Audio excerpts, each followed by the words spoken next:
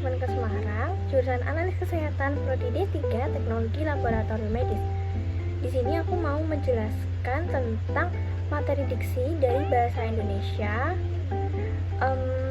Dosen pengampu Pak Arif Setiadi. Diksi.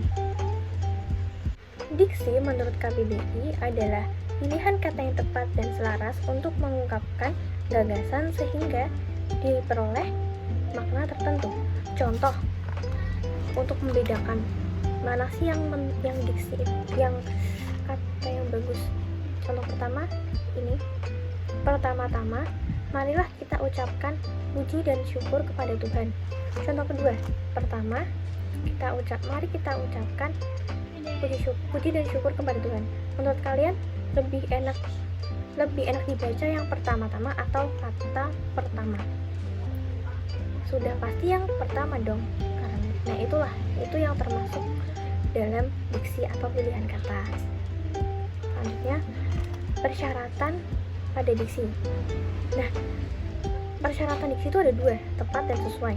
Tepat ini artinya kata yang dipilih tepat atau pas untuk diungkapkan. Sedangkan untuk sesuai itu artinya cocokkan antar kata yang digunakan dalam keadaan tertentu. Misal dalam keadaan formal berarti harus menggunakan kata-kata yang baku, sopan. Sedangkan pada keadaan yang semi formal bisa menggunakan bahasa-bahasa sehari-hari atau bahasa-bahasa gaul untuk remaja seperti itu.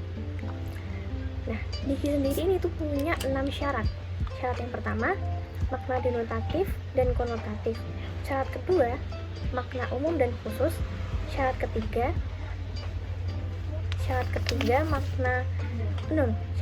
kata konkret dan abstrak. Syarat keempat, sinonim.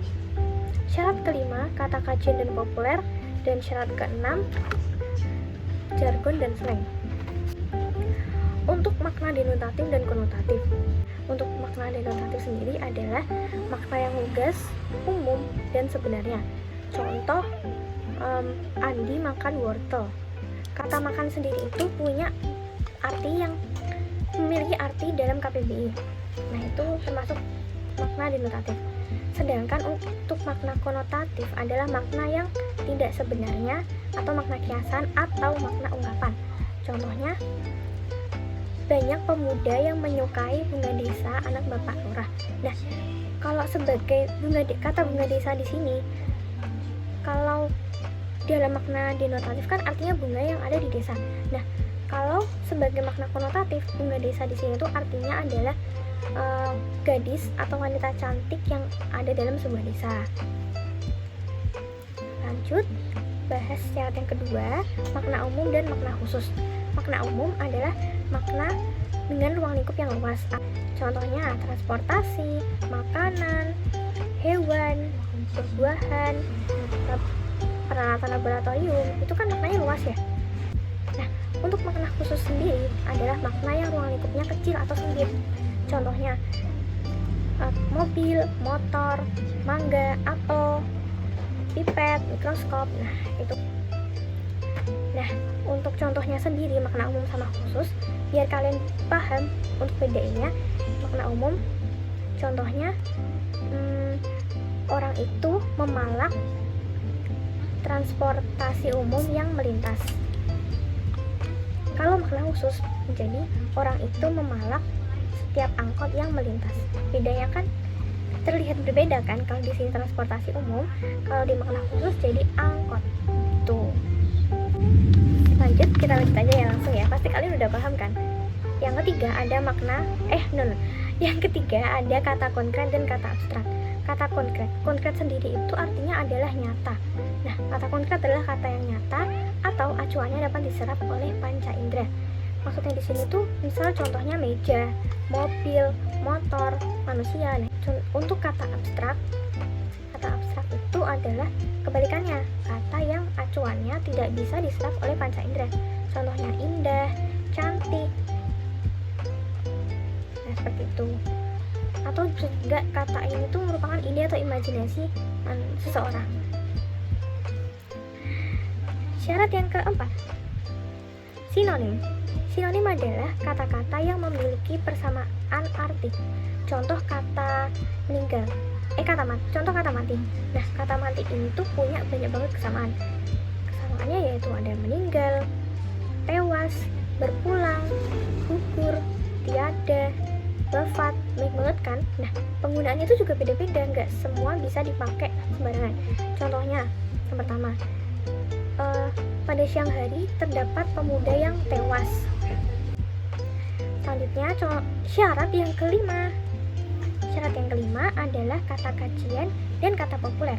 Kata kajian adalah kata yang digunakan untuk menulis, membuat makalah, dan membuat makalah penelitian. Intinya kata kajian itu digunakan oleh kaum terpelajar.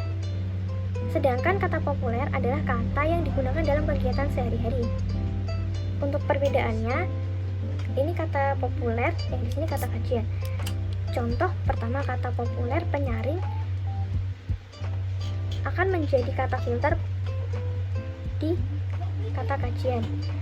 Isi menjadi volume, pendapat menjadi argumen, menilai menjadi mengevaluasi, dan masih banyak lagi. Yang keenam, ada jargon dan slang. Jargon sendiri adalah kata-kata terbatas dalam bidang ilmu dan profesi. Contohnya ada sikon, situasi dan kondisi. Lalu yang kedua ada dok. Biasanya kan harusnya kan dokter ya. Biasanya tuh di dunia profesi hanya memanggil baik dok, iya dok gitu. Artinya dokter. Untuk slang adalah kata-kata tidak baku yang hype di kalangan remaja. Kata-kata yang remaja biasanya gunakan, contohnya anjay, gabut, mager, bucin. Cukup sekian presentasi atau penjelasan dari aku. Kalau misalkan ada terima kasih udah nonton video aku. Semoga kalian suka dan kalian paham. Terima kasih. Wassalamualaikum warahmatullahi wabarakatuh. See ya.